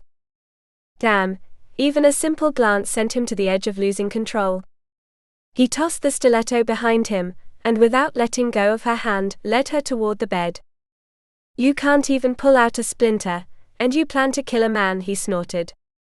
"I will not sleep with you," she insisted fiercely, planting herself beside the bed. "You are the most arrogant and stubborn man in the world. And my patience is about to die frozen in these walls." In her indignation she stepped too close. Draven seized the moment. He grabbed her by the waist and flung her onto him. Arielleth landed with a stifled sigh, and he, still holding her wrist, dragged her to his side. He closed his eyes, as if he simply wanted to ignore her. Arielleth straightened indignantly. "You hate me too much to sleep with me. You lied to me, didn't you? We haven't slept together. I would remember." "You could sleep in the middle of a battle," Draven replied, smiling without opening his eyes. "And I don't hate you, Arielleth." "Of course you do," she shot back. "Don't you dare change your mind now." She waited for his reply. When he stayed silent, she continued venting. "It was unfortunate that we met. I saved your life, and you repaid me by dragging me to this godforsaken stronghold and abusing my kind nature. And remember, I also saved your brother's life." She wished he would open his eyes, show some reaction. She continued, chaining grievances together. Now I care for Asaitha. And I begin to wonder if you planned all of this from the start. If I'm not the victim in your strategy. You treat me unfairly, Draven, and when I think of all you've made me endure. The snore that emerged from his chest froze her. Draven was sleeping deeply. Rage rose in her cheeks, hot and dangerous. I should be the one to hate you, she muttered, lying on her back. You've ruined my name. I won't even be able to marry with dignity. Though thinking about it, that hurts Morhollow more than me. He wanted to sell me to the highest bidder. Now he'll try to kill me as soon as he can. And all because of you, she added with strange satisfaction. When her monologue ended, she was exhausted. How am I supposed to make you promise me anything? And I already gave my word to Asaitha, she yawned. Draven moved suddenly. Arielleth opened her eyes just as he leaned over her. His face was a breath away from hers. One of his powerful legs pinned her, holding her against the mattress. By all saints! I'm trapped beneath him. If you try to take advantage of me, she spat, I swear I'll find a way to tell Lady Morena. Draven rolled his eyes. Arielleth, you're obsessed with the idea that I... She covered his mouth with her hand. Don't you dare. Why would you throw yourself over me like a blanket if not? Both of them sighed in unison. You're trying to make me look stupid, she accused. You already are, he replied dryly. Move. You weigh more than the gate to your castle. Draven propped himself up slightly on one elbow. His hip remained firmly pressed to hers, radiating a heat that unraveled her. What promise do you want? He asked. She blinked, disoriented. Asaitha, he reminded her. Oh, she whispered, breathless. I hoped to speak to you tomorrow. I didn't imagine you'd force me to share your bed. I wanted to find you in a good mood. Arielleth, he growled, voice tense almost to breaking. She swallowed hard. I want your word that Asaitha can stay here as long as she wishes. That you will never force her to marry. That's all. Draven frowned. I will speak with her tomorrow. She cannot speak to you without trembling, Arielleth insisted. But if she knows you've given me your word, her spirit will change. She is very afraid, Draven. If we could ease her burden, she could finally breathe. He couldn't help but smile. Arielleth had taken the role of mother with Asaitha, exactly as he had suspected she would. Very well. Tell her she has my word. Though I'll have to discuss it with Ardgar. Ardgar can find another wife, she declared. And still, Asaitha no longer feels bound by any pact. Besides, Ardgar desires an untouched woman, which I find despicable. You've never met that man, Draven retorted, irritated. How can you judge him so? Arielleth frowned. He was right, though admitting it stung. Does Ardgar know what happened with Asaitha? All of England knows. Morhollow has spread the story like poison. My brother is a monster. Does your uncle Fredrin think the same? Draven asked. Arielleth looked at him, startled. How do you know my uncle's name? You told me, he replied, amused by her expression. I don't remember. My memory is excellent, and I don't remember. You were sick. You told me everything. Everything? She tensed. Had she told him how much she had liked kissing him? A mischievous glint crossed Draven's eyes. She bristled. Then I also listed every man I've been with, didn't I? She scoffed. Let's pretend your joke ends here. Your pretense ended the day we met, Draven replied in a murmur that brushed like a caress. A shiver ran over Arielleth's skin. What does that mean? He smiled. That you talk too much. And it's another flaw you should correct.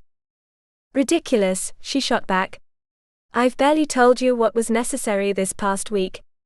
How can you suggest I talk too much? She even dared to strike his shoulder. I'm not suggesting it, he said. I'm stating it. He studied her up close, captivated by the fire dancing in her eyes. Provoking her was far too easy and far too tempting. He knew he should stop, but enjoying her reactions was a pleasure he had no intention of denying himself. She turned feral. Does it bother you when I say what I think?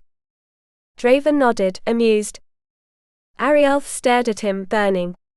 That dark lock falling over his brow, that mocking expression, it was enough to make a saint curse.